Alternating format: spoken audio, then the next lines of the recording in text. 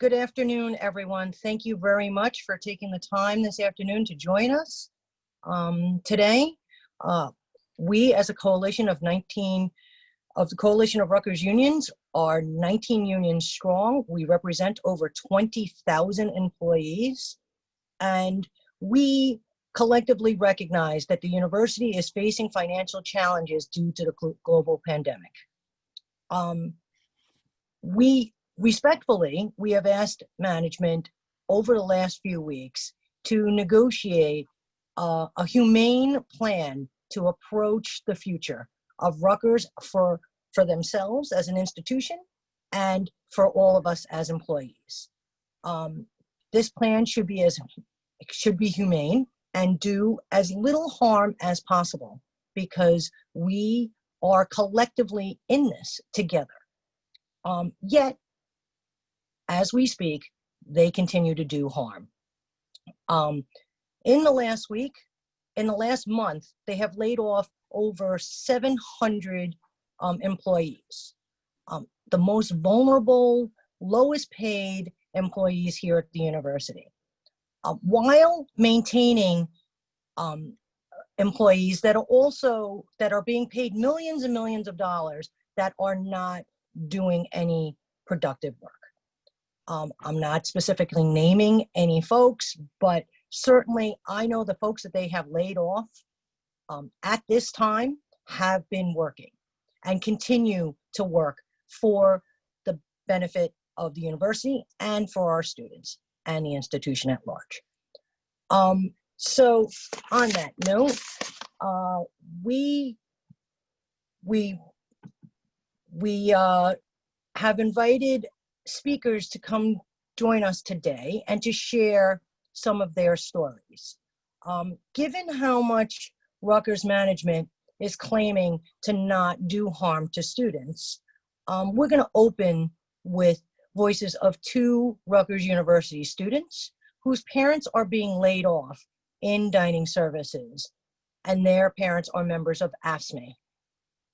Their education is in jeopardy at this point due to the actions that the university continues to take. Without any further ado, I am introducing Melissa Aldave. Please, Melissa. All right, so thank you, whoever's watching this. Thank you guys for being here. Really glad to see people who appreciate this as well. Not just for my mom, but for all of our parents who are being affected by this. I just want to say, my mom came to this country, to the United States from Mexico when she was 21 years old. She didn't have the resources to pursue her own education. So she came by herself, and she stayed here for the longest time, became a citizen, and she works at Rutgers Dining Hall, and she loves it. And I'm very anti-capitalist, like I've told Sherry, but she loves her job so much, and everybody she works for, I've never seen someone so happy with their job. That being said, I'm 21. I go to Rutgers University because my mom is my resource. My mom began working at Rutgers when I was 13, 14, and she became a full-time employee when I believe, it was my junior year of high school. And so I felt, yes, I can go to college, I could go to college for free. And I don't really, I tell people sometimes, but I don't really brag about it because I don't want to brag about, being in no debt, to people. I feel like it's such a blessing. And to Rutgers, I have been so appreciative even before I came here. Everyone's always joked around that I love Rutgers, and it's true, I love Rutgers. And right now I feel so betrayed by my own university, not just personally, but I see that so many other people are being affected. And I feel like, I was writing down some points right now, but right now at Rutgers University, I'm a rising senior. I'm meant to graduate in 2021.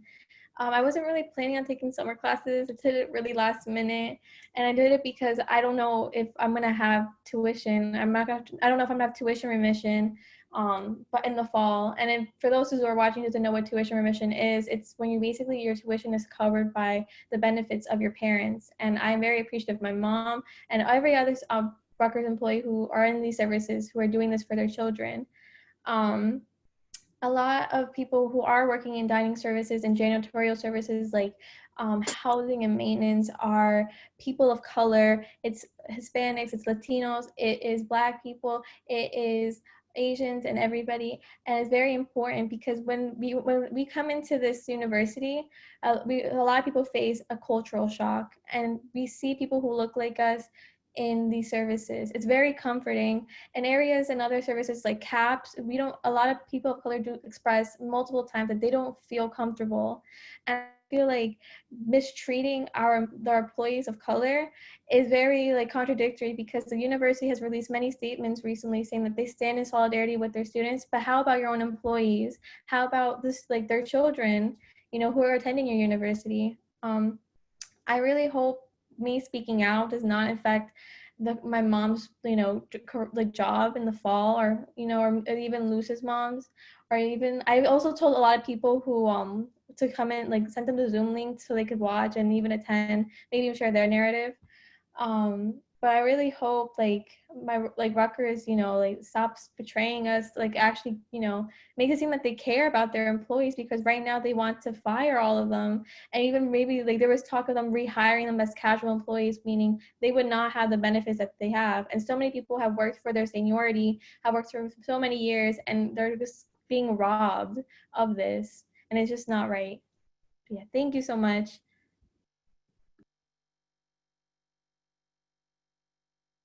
Christine, you're on mute. This technology, it's always a fail for me, inevitably. Thank you, Melissa, for your very compelling story. I appreciate your time and your bravery for standing up for you and all the employees here at Rutgers. Without any further ado, Luz Sandoval. Hi, everyone. Like Melissa said, I'm really thankful for all of you to come and see us and hear us speak. It really means a lot. Like my mother works with Melissa, so like that's also how me and Melissa know each other, because Rutgers, it connects people. It really does. Like it connects workers, it connects students, it connects faculty. It's one of the greatest blessings that Rutgers has bestowed upon me. And so a little bit about my story is that my mother also came from Mexico, and she started working after the financial crisis. She started working in a lot of dining hall services, trying to make ends meet, and she eventually landed a job at Rutgers. And I remember that we were all really thankful for it. We were all very like this was a great news. And she's been working there for the past 8 years. But 5 years ago was when she became full-time, and I was just transferring out of my freshman year out of another school. And I was like, but I knew I wanted to go to Rutgers.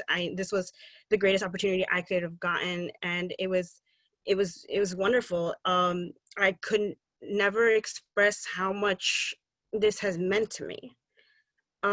Because of, so like, just like Melissa said, of tuition remission, I was able to not only afford all of my classes, but because of our living situation, I was able to have some leftover refund money, which I always used as saving money to not only get me through classes. I didn't have to work that much. I had a flexible work schedule with professors and departments, because I had the money to sustain myself during the semester, and I was able to study. I was able to be a part of Rutgers community, even though I was a commuter. I was able to also finish my degree in 4 years. If I had not gotten tuition remission, I would have probably still been a senior this year, because I was able to use the money from financial aid that was left over to pay for summer classes. I had summer classes every single year while I was at Rutgers, just to finish my degree on time. And that was only made possible by my mother working at Rutgers. I'm very blessed. Because I ended up finishing with a double major and a minor. And I know that not a lot of students get that opportunity. Not a lot of students get get to explore really their options at Rutgers, sometimes because of financial barriers to everything. And so, when we found out that my mother was laid off, this Friday is her last day. There was like actual fear in the family. Like, we don't know. Sorry, I'm looking emotional. We don't know what's gonna happen, and it's very scary. Not just because of the tuition remission. I'm the oldest of 4, and so like my sister graduated this year, but my brother's going to college next year, and we have a little brother who this was supposed to also be a safety net for. And there's also the fact that we're in a pandemic, and we don't know when this will end, and we need healthcare. And that's one of the benefits that's supposed to end in August for us, because she has been laid off. And there's just like, it's a very traumatic thing. I didn't, but anyways, I'm so sorry. But yeah, I just need to calm myself. Melissa said it absolutely correctly. It absolutely feels like betrayal. I have seen how hard my mother has worked. I've seen how sometimes she loves her job, but sometimes it has caused her pain, because she actually serves pizza at living dining halls. So, but like that's labor. So she has come home with like pains in her back, has come home with her feet tired. But at the same time, every single day she still wakes up and she goes back to work, because not only does she love being there, not only is she happy there, but she also knows that she's creating a better future beyond herself. And that's what Rutgers also instills in its students. And it's very upsetting that they would take this measure on their most vulnerable employees. And thank you so much for listening to me. Thank you, Luz, for your very heartfelt story. I sympathize with you and empathize with you. I also have, I have 5 kids, and 4 of them have gone through Rutgers. So this is, and I have 1 entering this fall. So I certainly understand that uncertainty.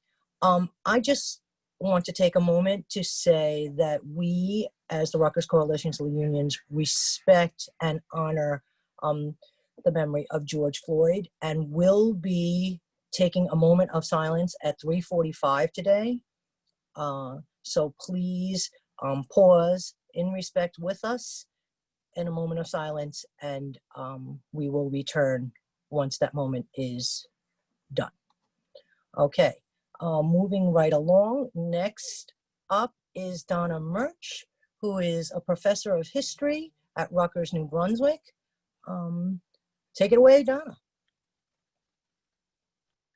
Thank you so much. So I'm Donna Murch. I teach in the history department. I've been at Rutgers for a long time. I've been here since 2004. I'm on the executive council of the union, and I also work with the union's People of Color Caucus. I wanted to thank Melissa and Luz for such moving testimony about the consequences of the kind of strategy that the university administration is pursuing. We are in an unprecedented moment in our history. We are witnessing rebellions in over 400 American cities, including small cities. And it is inspired by a fight to stop violence against Black, Brown, and Indigenous people. This is happening during 2 overlapping pandemics, a public health pandemic and an economic crisis, which we know is hitting Black and Brown populations at twice the rate that it is white populations. And we are the State University of New Jersey. And just as Luz and Melissa's stories illustrated, we serve the communities of New Jersey, and we're located in the 3 largest urban areas in New Jersey: Newark, New Brunswick, and Camden. These are majority minority cities, and Rutgers is one of the largest employers. So I think that looking at how the university administration is responding, as we're seeing Black and brown people dying at twice the rate of white populations, and we're in the New Jersey, New York metro area with 420,000 active cases of COVID. And the idea that the administration would try to balance the budget on the backs of the most vulnerable workers, making them lose both their salaries and their health insurance. I'm just honestly dumbfounded. I had to take deep breaths as Melissa and Luz were talking. As part of the People of Color statement, as part of the People of Color Caucus, we have drafted a solidarity statement as well as a call for action. And it is in solidarity with Breonna Taylor and with George Floyd and all the other victims of state violence. And we see this as core to our union's purpose, which is fighting on the basis of race and gender and equity for all, making the university live up to its promise as a true public university.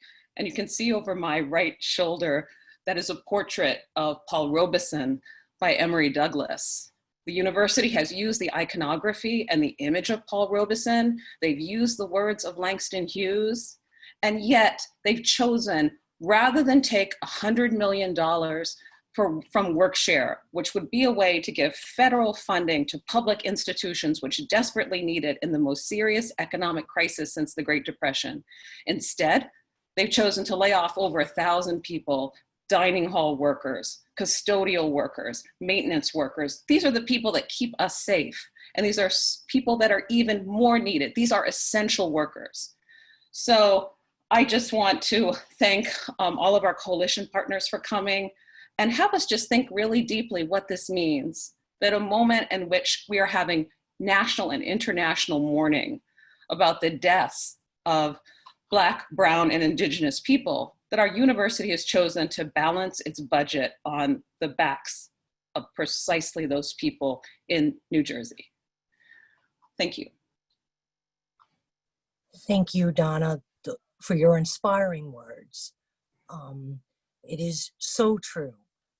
And this is also in contrast to the fact that they have been paying their football coach and assorted other athletics personnel millions and millions and millions of dollars during this pandemic, and we're looked at as disposable. So I think we stand together to say that we are not disposable. Moving right along, next is Bryan Cardinale. He is a URA-AFT member, a proud member, and a chef manager at Livingston Dining Hall to speak.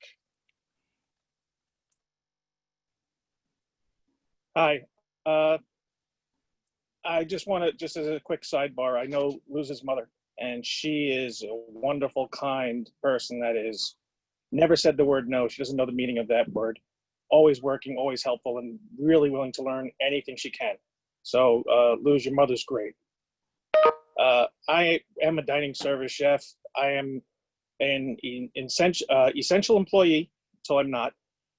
I spent the night during Hurricane Sandy. I have done all these things because that's what my job asks me to do. And I'm here for the students all the time. Now that this is happening at the end of this month, I lose my medical benefits and I don't have tuition remission as it stands right now. My daughter starts this September, supposedly. That is taken away. I cannot afford it. Plus, if I'm going on unemployment, I definitely can't afford it. My wife has been on unemployment, has not received a check in 6 weeks, and cannot get anyone on the phone. So who knows what's going to happen once I try. My wife is a cancer survivor. I'm losing her ability to get the medicine she needs every single day. They're taking that away from me. I'm going to have to spend a lot of money now for this drug. My wife needs to see a specialist once every 3 months. That is taken away.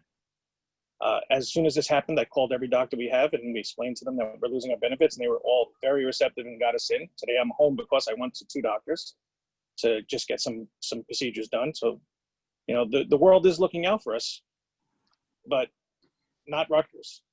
I'd like to just be able to say I have a job when I come back, but they won't even give me that. They won't even say that you're having a job to come back to. They're saying I'm terminated. That's it. I lose everything after the years of service there, trying to get my daughter in. You're not making it rich in Rutgers, especially in dining, but you have the pleasure of having the wonderful health benefits and the tuition remission. I have a son who needs braces. I don't think he's going to get them anytime soon. Basically, my world has been turned upside down because of this decision. And I would hope that people that are listening could apply pressure to the powers that be to turn around this decision and give us a furlough, give us our health benefits at least. So it's a huge part of my life. I don't know if I have anything else to say. Thank you, Bryan. These actions that they're taking are callous and cruel and have detrimental impacts to everyone that they continue to affect, right? They are devastating to our families.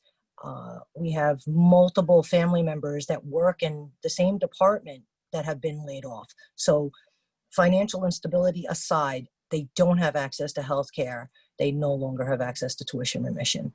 So just to exclamation point that. Next up is Bryan Sacks. He is the treasurer of the part-time lecturers PTL FC AUP-AFT unit. And his membership is also facing tremendous hardship. Thank you, Christine. I just want to echo what, you can hear me okay, Christine? Yeah. I just want to echo what Donna said about Melissa and Luz's presentations and now Bryan's presentation. We stand with you, and it was very moving to hear those stories, everyone. I am the treasurer of the PTO Union Executive Board, and I do want to share some of what PTLs are facing during this crisis with you. That's been made worse by the actions of Rutgers administration. One of our PTL instructors had agreed to teach 4 courses this fall, which is vital for her because she gets her health coverage like a few PTLs do through Rutgers because she teaches a full-time equivalent load. But because Rutgers imposed an unnecessary hiring freeze on PTLs, her department cut 2 of her 4 courses. This is going to jeopardize her health coverage in the wintertime, and she has a serious health condition that requires expensive medicine to treat. The loss of health care for her could put her at literally grave risk. She's understandably terrified. There's other PTLs, several of whom who are older and who've taught many years here at Rutgers that are worried that due to the financial hardship that's produced by the hiring freeze, they may have to accept face-to-face courses when they're offered before they truly feel it's safe to do so. We should understand that PTLs only get paid when we teach. So we're under pressure to accept whatever courses are available to us. Now, these older PTLs also have some underlying medical conditions that would expose them to the worst outcomes if they were to contract COVID-19. None of them receive health care from Rutgers either. It's a terrible situation to be in when you feel like you have to risk your health to be able to make rent payments or to put food on the table because your workplace safety isn't being assured. And I want to assure everybody on this call that these are not idle concerns. I've participated in weekly meetings for more than 2 months now, where university health workers would plead with administrators to provide sufficient personal protective equipment. We're talking about basic equipment like N95 masks, the kind that you often see ordinary people wearing on the street. And each week they would ask, health workers were given one excuse after another for why they were not sufficiently available. This put health workers and their patients and their families all at risk. And when administrators were finally confronted with the severity of the situation after several weeks of inaction, those administrators had the temerity to make a show of being offended about it. So today I want to say to the members of the 19 bargaining units in our Rutgers coalition, the PTL faculty chapter stands with you and all workers during this time of great individual hardship for many of us. But while we struggle individually, it's crucial to remember that together, we have considerable power. Together, we're strong, 20,000 workers strong. If we're willing to fight for one another and stand with one another, everything we wish for this university becomes possible. And finally, to the parents and the students and the families of Rutgers medical patients and everybody else in the Rutgers community that we serve, please understand that we called this press conference today because we felt we must, to share our deep concern over the university's mismanagement during this crisis. And shortly after Rutgers proclaimed that it had a $185 million budget shortfall, our coalition sprung into action. We proposed a detailed and humane, people-centered plan you heard Christine and Donna refer to that would save the university more than $100 million they couldn't recover otherwise.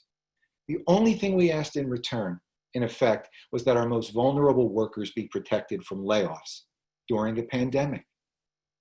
For weeks, the administration dragged its feet, and then just this week, they rejected this basic framework.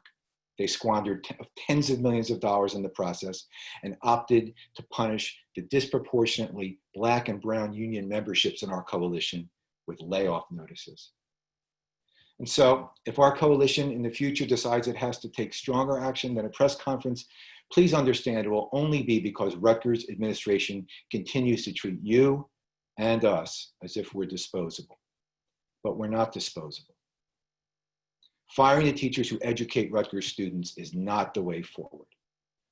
Firing the disproportionately minority employees whose work makes Rutgers campuses and dorms and dining halls and office buildings and classrooms the inviting and safe places they are is not the way forward. This is our university too, and we can't let a failing administration weaken it for those we serve. I really appreciate you listening today. Thank you. Thank you, Bryan. That was tremendously eloquent and certainly spot on. Rutgers management is continuously failing. We have given them a proposal that would help the entire university, that includes the entire university. And they have, again, not provided any counter proposal at this time. So, you know, we need to take action because the university needs to understand Rutgers works because we work, all of us. So moving along, up next is Scott Diehl, who is a professor at the Rutgers School of Dental Medicine in the Department of Oral Biology, and is part of the AUP-AFT chapter. Take it away, Scott. Thank you, Christine. Thanks for everyone for speaking up. Support everything everyone has said. It's, I don't know, it's sort of heartbreaking and but also inspiring to see everyone coming together. So I have sort of mixed feelings on that, to be honest. As mentioned, I'm asked to speak on behalf of the American Association of University Professors Biomedical Health Science Group. Some people may not realize that the Rutgers faculty are represented by two different unions. We're mostly from the former UMDNJ before we merged with Rutgers several years ago. And our union has 1,400 health science faculty, mostly doctors and dentists, and proud to be a member of this wonderful coalition that's come together. And I'm a member of the union. I've been a faculty member at Rutgers since 2002, 18 plus years now. Our union has been over 2 years without a contract. And even before the financial crisis, the pandemic crisis, we've had a great deal of difficulty trying to come to agreement and even to get Rutgers to match the bargaining positions that have already led to successful contracts with the other unions.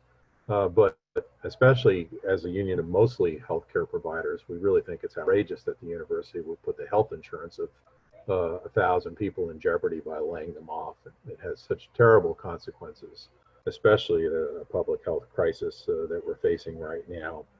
Really, speaking personally, it just seems unconscionable. I read extensively at how different countries around the world are handling this, and I know the European model is mostly focused on keeping people employed. Sometimes, cutting a day a week, cutting pay a bit, but keeping health insurance and keeping people employed instead of just massive unemployment rolls where people will have to struggle and have uncertainty, lose their benefits, such as the tuition remission that's been mentioned by several people.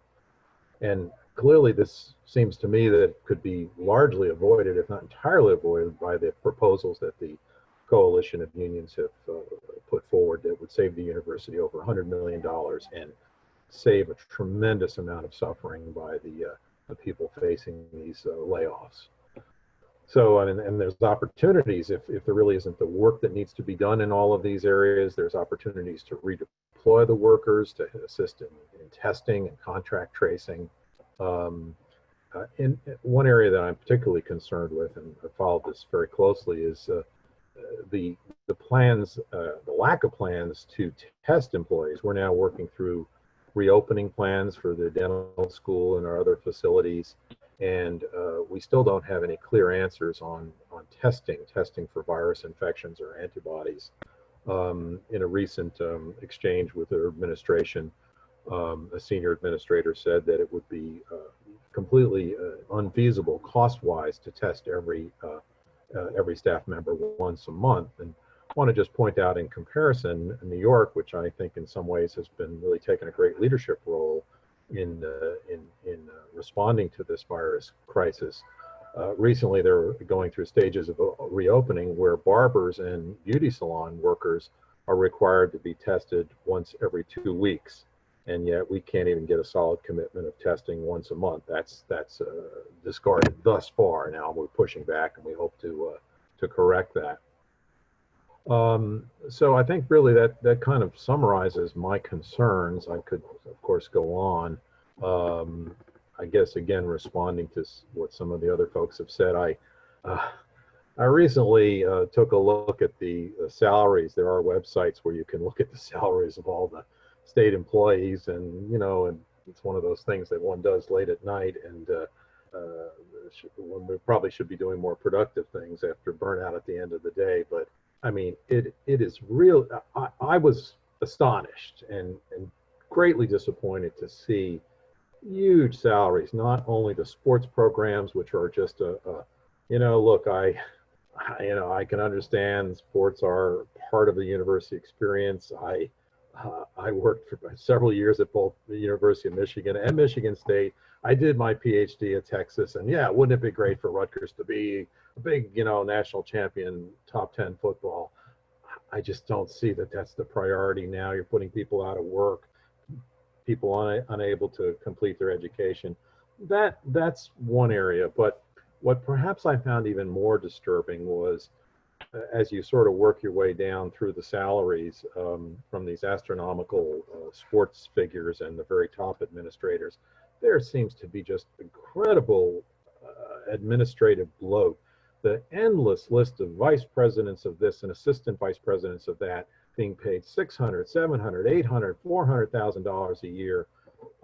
I'm highly skeptical that those are essential for the smooth functioning of our university, when we've gutted many areas of our faculty and replaced them with part-time jobs that don't even provide any benefits, and now we're even looking at losing full-time workers throughout the university, from the cafeteria staff, the maintenance staff, et cetera. So anyway, just that's a little bit off the topic of my area of health sciences, but I did feel very strongly about that, and I wanted to add that. So thank you all for your efforts, and call on us anytime we can help. Thank you very much, Scott. And thank you for standing in solidarity with the more vulnerable populations here at the university. We are one Rutgers. It takes all of us to make this place work. And another part of our community. Next up is Alexandra Adams. She is a PhD candidate at Rutgers Newark, a teaching assistant on the graduate steering committee and on the AUP-AFT Executive Council. Please, Alex, take it away. Thank you, Christine. And thank you so much to everyone that agreed to be a panelist today, particularly Melissa and Luz. Your stories are incredibly moving. And I want to thank all of our workers in the coalition of unions for continuing to stand in solidarity with one another through unbelievably hard times. And also, just to flag it, because I'm just going to point it out because it's making me nervous, is we apparently have about 500 people watching us right now. I don't know if anyone was aware of that on the panel. So thank you to all of you for having an interest in what we experience as Rutgers students and employees. So I wanted to talk a little bit about the experience as of late and overall for graduate students at Rutgers University, because I think that we get sort of lost in the mix, and we're experiencing a very unique struggle at this point because we are in a very unique position. So at Rutgers, we serve both, obviously, as students and employees at the university. And what that actually looks like is that as teaching assistants, we teach or instruct, rather than assist, as our job title would like to confuse you by, about half of the courses at Rutgers University, while being often taking full course loads for the first several years of our degrees, while doing the research that allows the university to get grant funding that they can take overhead from, all while being paid a fraction of what any other faculty member at the university makes, right? That'll be in the case. What we're asking for as the graduate student community right now is not very much, considering we're in the midst of a global pandemic. And largely all we're asking to be able to do is have the working conditions that allow us to finish our degrees. Many of us have committed the better part of a decade to try and earn our PhDs, while at the same time providing multiple services to the university in terms of the work that we do as far as research and instruction. What we're primarily asking for is simply 1 year more for funding for graduate workers in order to be able to complete our degrees, at least for many of us. As a member of the graduate steering committee, as part of the union, I've spoken to hundreds of graduate students at the university, most of whom are terrified, and none of whom are able to do any of their work right now without being able to have access to campus resources, given that obviously it's been shut down in light of a pandemic, that we can't do our research. All of us are experiencing delays in our degree timelines. And many grads are not even going to be able to complete their degrees. Many have already been laid off in the form of non-reappointment letters for the oncoming year, and therefore will not be able to get a degree. Many of our grads are international, meaning that if they don't receive an extension of funding that they are required, since they can only work on campus, not only does it mean that they won't be able to complete their degrees, but they may end up being deported as well. And therefore, our other very meager ask of the universities to set up an emergency fund for all of the students who were ineligible for CARES Act emergency relief funding. Lack of this necessary extension means that the university is laying off graduate workers who are students of the university in the midst of a global pandemic, a national rebellion, and in a state of an across-the-board hiring freeze, which puts us in a position of, one, having no income, and two, like many others, not having any health insurance in the midst of a pandemic that we have no idea how long will continue. The Rutgers mission statement says that it is committed to providing for the institutional needs of New Jersey residents through its educational programs. But when the needs of students come up at the bargaining table, we're told that they're not even up for a discussion, that we can't talk about them, right?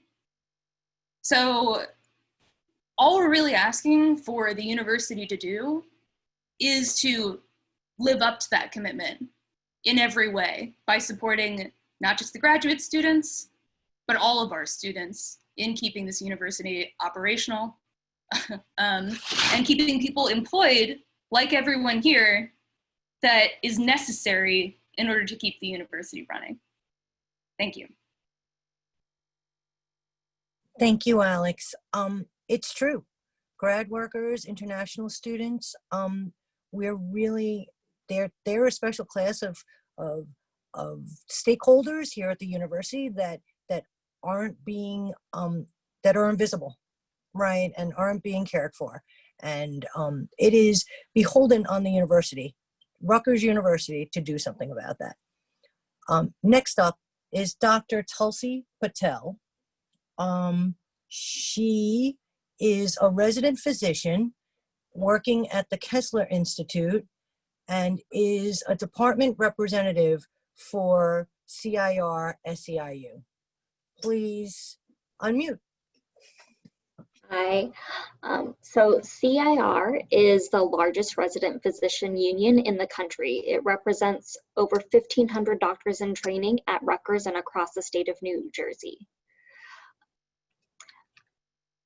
Our members work up to 80 hours a week on the front lines of hospitals and clinics, caring for our patients and communities throughout New Jersey.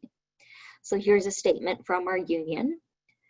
During this time of national crisis, where systemic racism has reached a tipping point, where our country is finally coming to grips with the reality of the cruel oppression of its own Black and brown citizens by entrenched institutions, Rutgers is considering dealing a devastating financial and emotional blow to some of our most vulnerable employees, many of whom are members of the same communities under siege. In seeking to lay off hundreds of necessary employees, including its custodial and dining staff, Rutgers demonstrates its ignorance to the multiple vulnerabilities to which those employees will now be directly exposed. The university has both a social and moral responsibility to care for our colleagues by using creative methods to stop layoffs and to preserve both livelihood and meaning that comes from putting in an honest day's work. During a global economic collapse, laid off staff will be without employer-based health insurance that might otherwise keep them from financial ruin if they fall sick. During widespread civil disobedience against systemic racial injustice, the university is telling its Black and brown staff that they are disposable. If one aspect of the university's mission is to teach students to serve in a global society, Rutgers must serve its own employees during this crisis.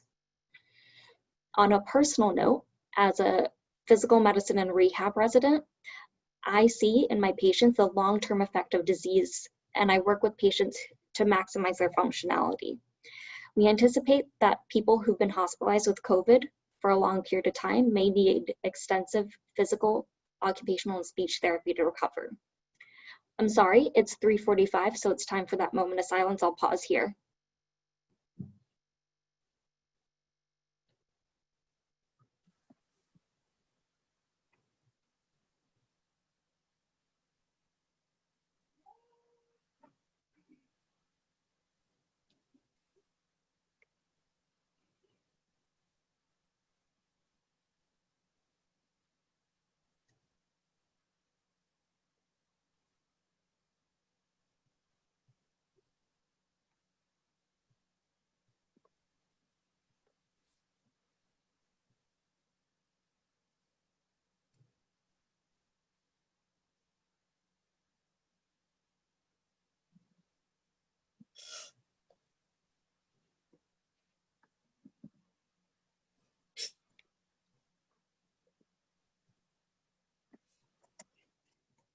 Tulsi, please continue.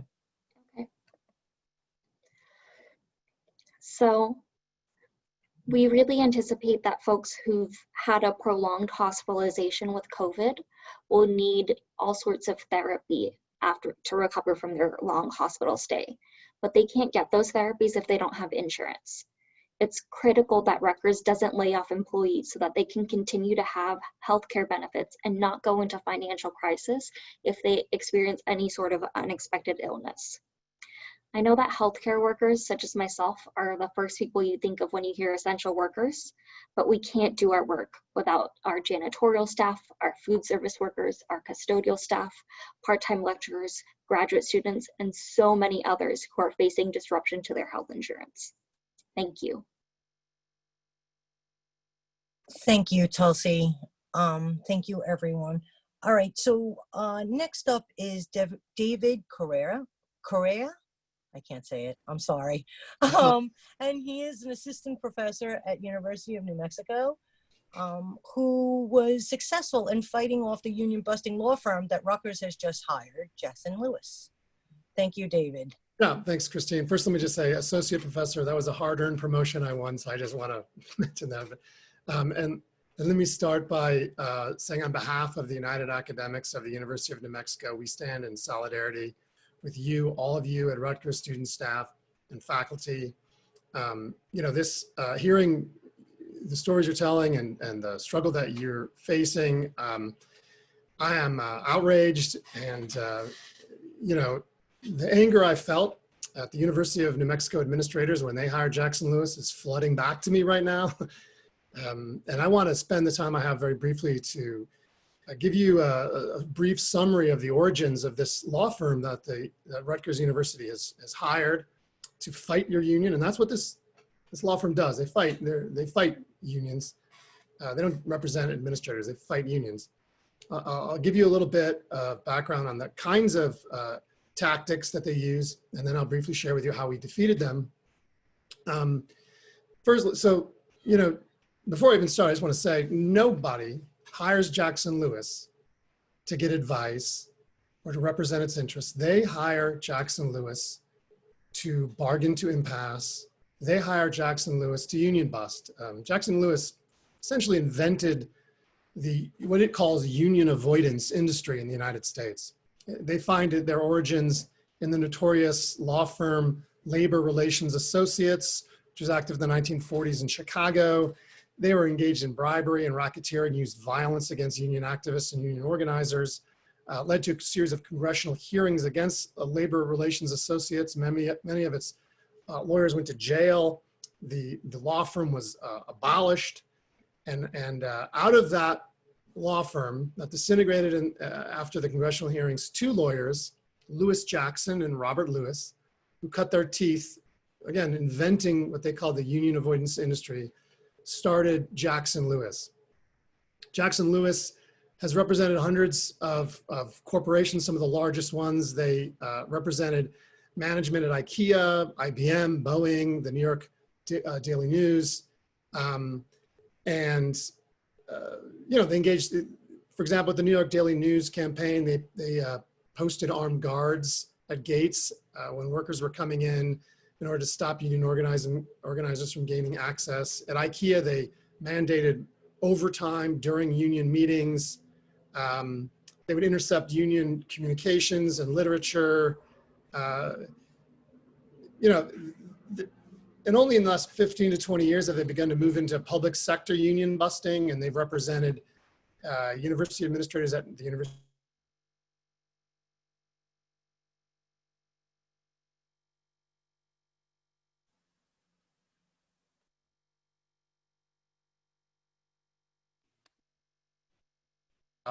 David, we can't hear you.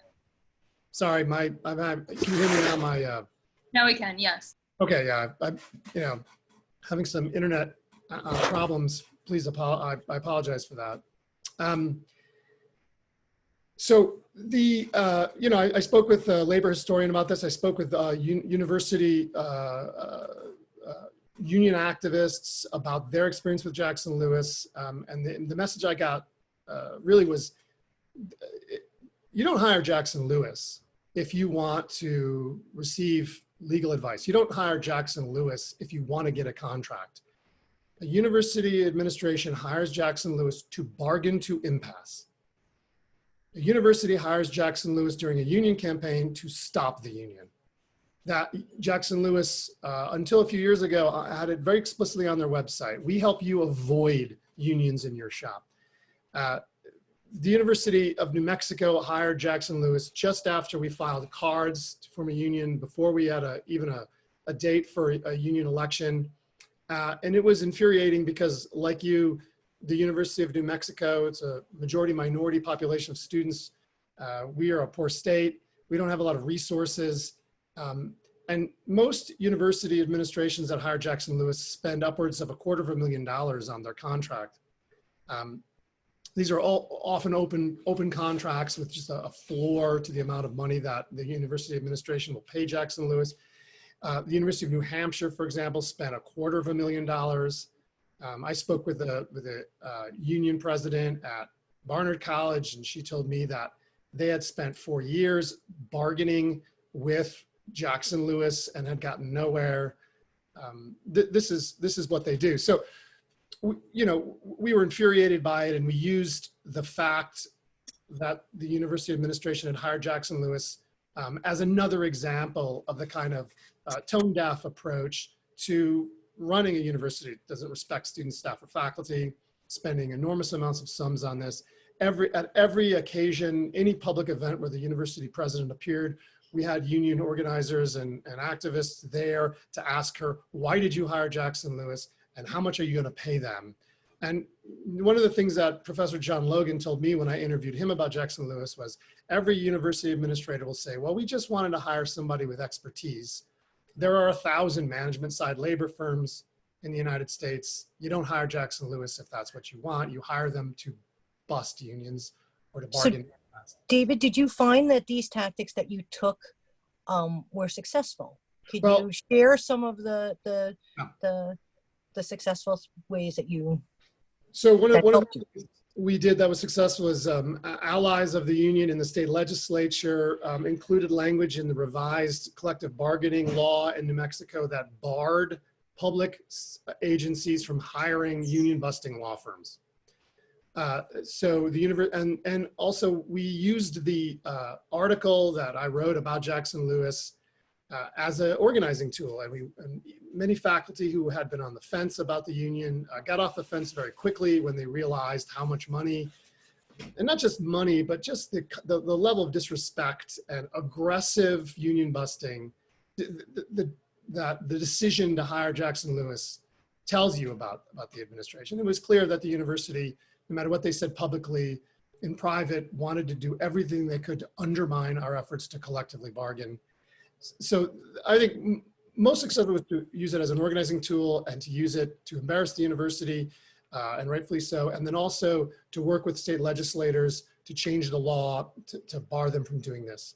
Now, the Rutgers, you're confronting a different animal than we were, because the university now can't hire Jackson Lewis to bargain on their behalf against us, the university administrators, and they'll bargain impasse. That's what they'll do. They will not bargain in good faith. Their job is to drag this out.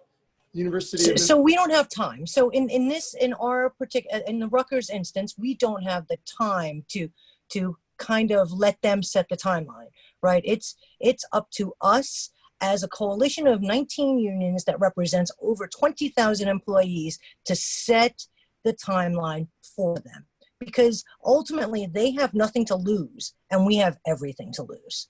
So I don't mean to cut you off, David, but I want to kind of just keep moving and bring up our next speaker, who is Todd Wolfson, who is the president of Rutgers AUP-AFT,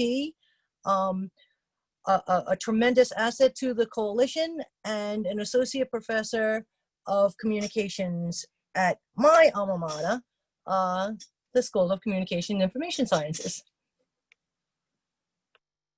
Hey, everyone. Good afternoon, and thanks for everyone who's come out today to listen to this serious situation here at Rutgers. And I want to say before I go in that, David, what you're saying now makes so much more sense. We put in this beautiful plan, and I'll get to it in a minute, and it's been almost 4 weeks and no response from them. It is bargaining to an impasse, and they're losing $10 million a week, and we know that they have $1.8 million in contracts with Jackson Lewis, which is probably half, almost half of the cost savings they've made by terminating 20% to 25% of our PTLs in the fall. What we say, maximum pain for minimal gain. And now we know that they're paying the money they would have paid to PTLs to Jackson friggin' Lewis. So thank you. It's very helpful. And it's not surprising when we think about who we're dealing with. But I want to start by saying that we're living through an unprecedented moment in the history of this country. We're dealing with a pandemic. We have record unemployment, and we're witnessing the largest nationwide protests against police brutality and racism, and overall since the 60s. Many across the country have felt paralyzed, not knowing what to do. At Rutgers, we did know what to do. We came together, 19 unions that represent 20,000 workers at the university, to advocate for a compassionate and humane approach to the COVID-19 crisis, one that holds together our multiracial workforce in these times. Our vision has been clear from the very beginning of this crisis. Rutgers University must protect the most vulnerable among us. Our adjunct faculty, as I said, who have been laid off at least 20%, grad workers, international students, frontline healthcare workers, and the staff that work throughout the university, from the dining halls like Bryan and Luz and Melissa's parents to our groundskeepers. Our central call is simple. 1, no layoffs during a crisis. 2, rescind the previous layoffs you've already created and the hardship you've already created. Create a hardship fund and give a 1-year extension to our grads.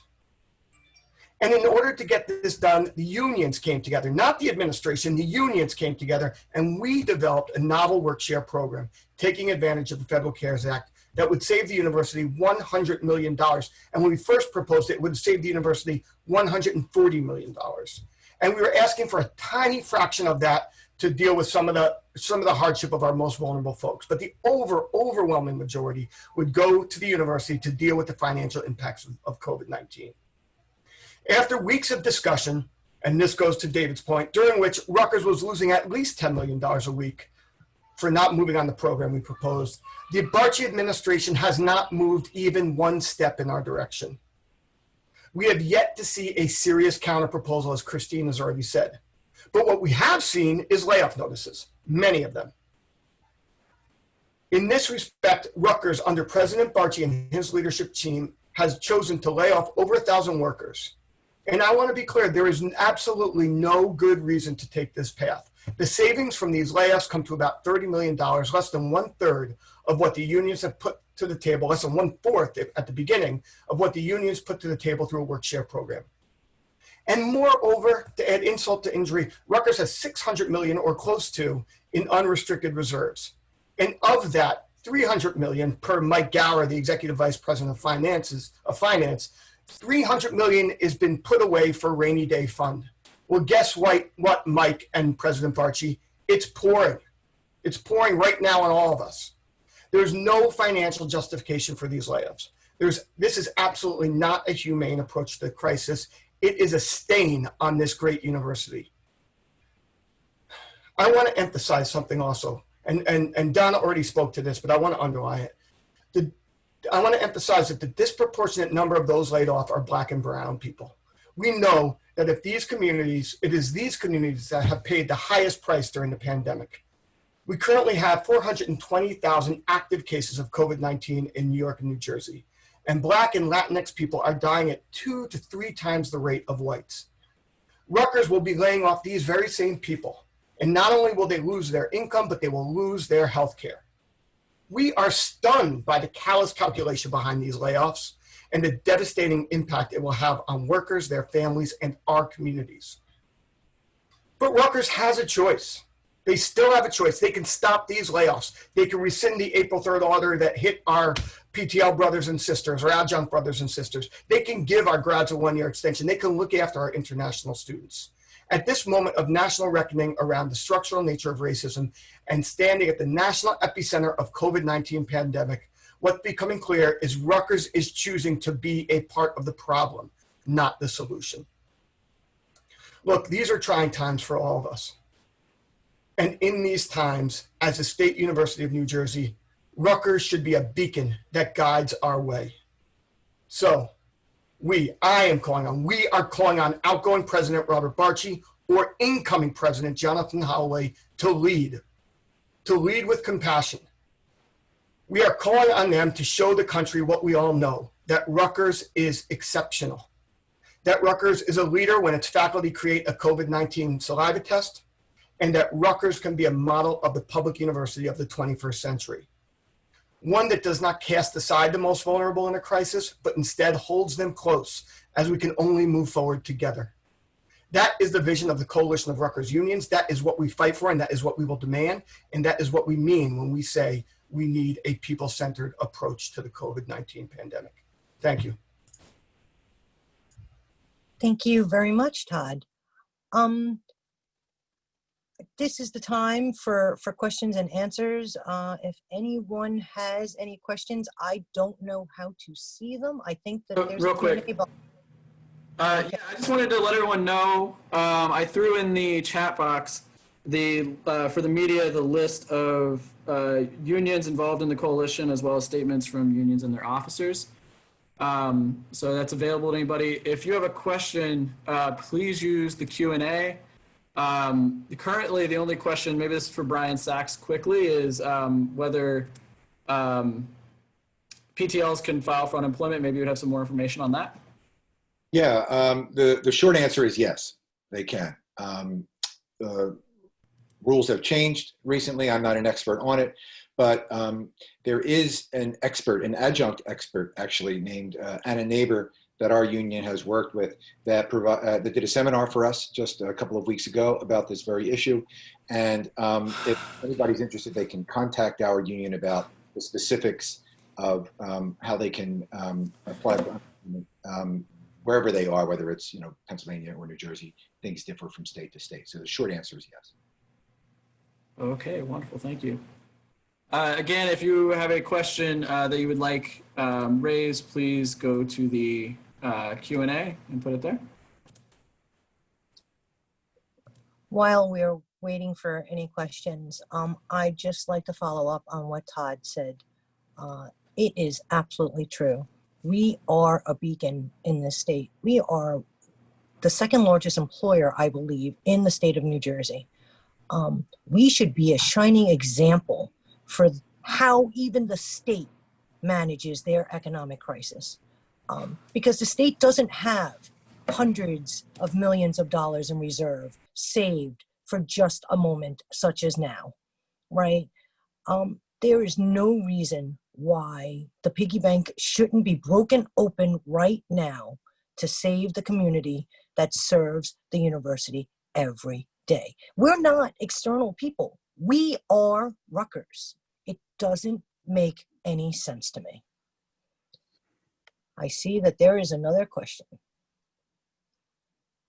Todd, do you want to take this? Because I don't have a good answer. What reason does Rutgers give for not taking the work share money? The thing is, they haven't given a good reason. We've been meeting with them 2 or 3 times a week. They've had a proposal in front of them that saves them at first about $140 million. Now, it's, since we've waited 3 weeks, it's closer to $105 million.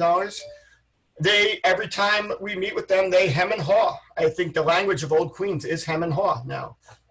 They wring their hands. I think what David said is the only way we can make sense of it, that they're working to an impasse. They're scared of the power of a coalition of 19 plus unions and 20,000 workers, and they refuse to take this beautiful program that could hold everyone harmless, stop layoffs, take care of our most vulnerable, and get them massive savings to deal with the impacts of COVID-19, because they will not and cannot enable themselves to see that the unions can lead.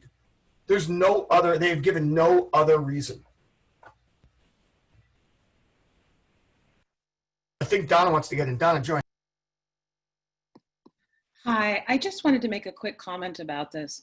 One of the most striking things is looking at the numbers. So the layoffs would save roughly 33 million, and the work share program would have saved between 100 and 140 million if they'd started in a timely manner. And to me, those numbers say everything. That tells you that what they're really concerned about is actually this cross-class, cross-job coalition of 19 unions in urban New Jersey, majority Black and brown, covering 20,000 people. That to me is the most shocking thing. The layoffs are only going to save $33 million, whereas workshare would have saved between, if they'd started timely, 140 million and 100 million.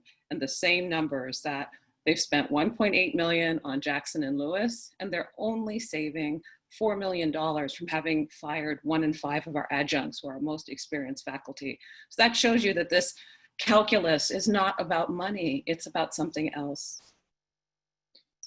Could I just add that Donna's exactly right, and that the proposal that we offered to Rutgers would have preserved healthcare for those workers while they were furloughed. But instead, as Donna is saying, the university seems to prefer laying off people who will lose their health care. That not only, of course, injures them and their families, but places an additional burden, right, on public sector and others recklessly, cruelly. It's without any logic, I think, other than what's been stated here by David and others. They don't want to provide, I'm afraid, a win for our coalition. That's worked long and hard over the last several weeks to prepare this proposal and put it before the administration. And I think it's even more than that. I mean, I think it's partly ego on their part that they don't want us to win, but I also think that they don't care. I honestly have a very sneaking suspicion that because they are not personally impacted, they don't care. And that is why we need to share with you all in order to bring this to light, because this is, you know, it's not about just us. It's about the students. It's about, you know, it's about the state, right, at large. So Alex has a comment as well. Yeah, just a brief one, but I mean, I find one of the things so shameful about this is that not only do they absolutely not care, I mean, like there's nothing more callous than the way that they have treated this, and they're acutely aware of that, and it's continuously presented to them, and they don't care. But the other part of it is that, and I have learned this in many different spaces and having to work with university management, is that they don't understand how the university works. They don't understand what makes it function. They don't understand all of our roles there. They don't understand that they're not going to have a functional university when they want to reopen it if they hire if they fire all of the custodial staff, all of the dining staff, all of the trade workers, all of our plumbers, everybody, in addition to the people that teach the classes. And I genuinely don't think that they understand a place that they have been given the privilege to run and make administrative decisions for, such that they're making decisions that ultimately are going to hurt them as well. But they're so ignorant to that they continue making these decisions that hurt all of us. I mean, much more than it will ever hurt them. Christine, can I say one thing before you go to the next questions? There's a couple of good questions for Bryan around PTL stuff, but I just want to make sure people also know that Rutgers' mitigation plan so far, beyond, other than the layoffs that they've done and the hiring freeze, is a 10% cut to the top earners at Rutgers University, President Barchi and his ilk making millions, for 4 months, which actually is equivalent of a 3.6% wage cut, and then a 5% wage cut for the second level of top earners in the administration for 4 months, which is the equivalent of a 1.6 wage cut. When universities like Harvard and others are taking 20% wage cuts for a year, it's disgraceful. It's disgraceful, and they should be ashamed to do that at the same moment that they're laying off dining workers, PTLs. It's not, callous isn't even the word. I don't know what, I mean, they're creating new words by their actions, and we should try to create a dictionary for their crap. But anyway, I know we should get the questions to the PTLs. So, so Bryan, there are a couple of questions for you. The first one is, there is a PTL freeze. However, the full course listing still shows courses with PTL lectures. This counts as a presumption of reemployment and disqualifies for unemployment benefits. Is this conflict being addressed? Well, it's a really good question, actually, Christine. And so the first thing, again, I want to emphasize that even if you're a PTL and you are teaching a class, let's say, in the fall, you should apply for unemployment if you think you still might qualify. I'm not an expert on it, and the rules have changed. And so if you think you might be eligible, you absolutely should apply. But this question about reasonable expectation of employment, yes. What we've done is petition the administration to honor what we're calling reasonable expectation of employment for PTLs who were adversely affected by the hiring freeze in April. As this questioner rightly points out, unemployment insurance criteria have counted adjuncts in the past as having a reasonable expectation of appointment in the fall if they've got an unofficial promise from the university. However, Rutgers does not honor that. They've told us to our faces that just because you've communicated with departmental personnel and accepted an offer in an email, let's say, to teach a specific class, that doesn't mean that you're actually teaching that class. Even though your name appears in this course schedule, it doesn't mean you're teaching that class. It's only once you've signed a contract, which contracts are not sent out to PTLs often until just a few weeks before the term. Only then are you actually offered the course. And so we are addressing it. We're very concerned about this, and we're not going to rest until we get an answer about it. So with that, I am getting ready to close questions for the day. I thank you again for joining us. I know that everyone that's watching wants to know what are the next steps and how we can proceed collectively and individually, right? This is a threat to all of us, and we must fight together. So I know from my membership, as the president of the URA, we are having a membership meeting on Monday night. One of the things that I am sharing with my members is asking them to reach out to their local legislators to inform them that Rutgers is taking these actions, right? Because as they continue to broadcast themselves and share that they are a beacon of shining light, they are taking these evil actions that are hurting our most vulnerable people. People are receiving layoff notices and will be laid off, will not have, they will be financially unstable. They will have no health care during a global pandemic. And many of them who have children who attend here have to suspend their education while they figure it out. This is inhumane. And we, as a coalition of 19 unions, stand together and demand that the university does the right thing. So with that, Todd, do you have any closing words? We will continue this fight. We will stand up for everyone in this university, and we will force the administration to do the right thing. And if they do not, we will be back and we will continue in the fall. This is not over. It's not over for Melissa and Luz's parents. It's not over for Bryan. It's not over for any of us. The fight's not done. Thank you, everyone, for coming. Thank you. I have a closing statement or some closing words. Get in there, Melissa. Sorry. That's okay. So I know that Rutgers has monopolized so many places around New Jersey, starting with RWJ, Barnabas, even its own community in New Brunswick. It has gentrified New Brunswick so much.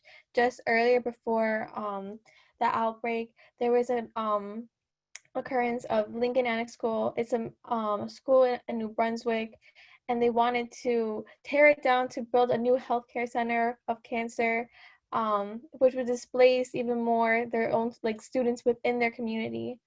To say Rutgers really cares about Black or brown lives, it really is questionable. For me, just looking at this and everything, I don't know what actions have been taken towards Lincoln Annex School so far, just because of everything that has gone on and has overwritten it. I really hope those kids still get to remain in their schools. I hope that, I know there's so many other students who benefit from tuition remission, who benefit from healthcare, and as well that they receive from their parents' benefits here at Rutgers, aren't here to speak on this. And I hope me and Luz will be able to serve as a voice for them. And I hope, Rutgers, whoever's watching, whoever the 500 were, really could hear us out. I hope this could progress, is that our parents and our other employees find justice in this, and that they are able to live a stable lives. Yeah. Like my mom's still not home from work. She went to work today at Rutgers to work during vacation time. And even though Rutgers is treating her really badly and going about it in a very wrong way, not just to her, but to other people, she still loves this job so much. When Luz was talking about the pains, I've seen my mom come back home from work with burn marks all over her arms from working in the kitchen. And she still loves this job so much. And just the fact that I hate how my university is treating her. Like, I don't even care about myself and my tuition and my education. I care about how, like, they treat, like, their own employees who like what they do. And that's very rare in this economy, in this country. But yeah, those are my closing words. I really hope Rutgers really means what they say when they say that they care about us. Yeah. So thank you, everyone. And thank you, Melissa, for your words. And as much as you don't care about yourself, your mom has been giving herself all her life to see you become the fabulous young lady you are. And I speak on her behalf. You're doing a great job. Keep the fight up. And thank you, everyone, for participating today. I hope to stay in touch with everyone, and moving forward, we will continue to fight. This is far from the end. We have a long way to go against a common enemy. So thank you. Thank you.